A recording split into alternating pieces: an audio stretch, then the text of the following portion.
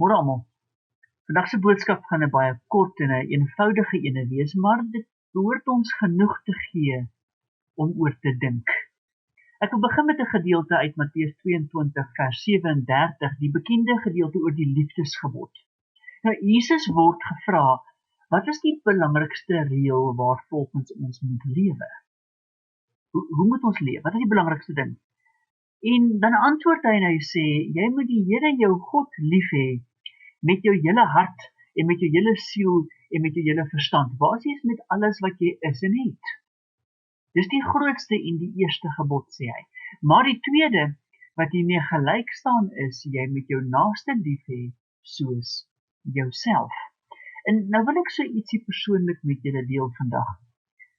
My vrou sê gereeld vir my dat sy my liefhet.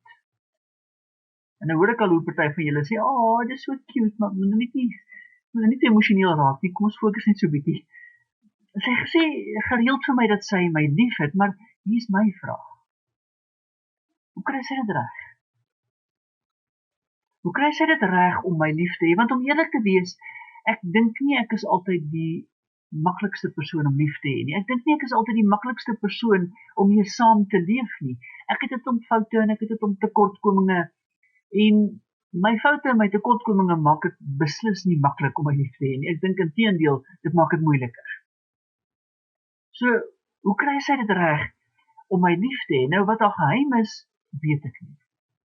Ek weet eerlikwaar nie. Hoe sy dit reg kry, weet ek nie.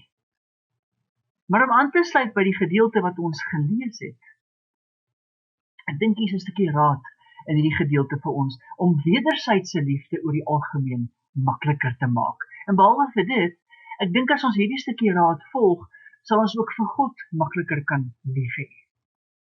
Jesus sê, ons moet mekaar lief hê soos ons self.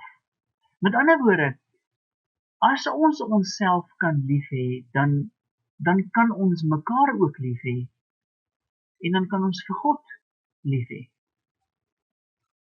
So om dit prakties te maak, hier is die stukkie raad. Vra net vir jouself elke dag, sou ek myself vandag kon lief hê? As ek byvoorbeeld iemand anders in my lewe was. Vra vir jouself, as ek my vrou was, sou ek vandag vir Willem kon lief hê? As ek my kollega by die werk was, sou ek vandag vir Willem kon lief hê? Sou dit maklik gewees het om vir Willem lief te wees? Of sou dit 'n uitdaging gewees het? Dus ek sê, dis 'n kort boodskapie, maar baie om oor te dink. Kom ons bid saam. Here, dankie vir hierdie nuwe dag.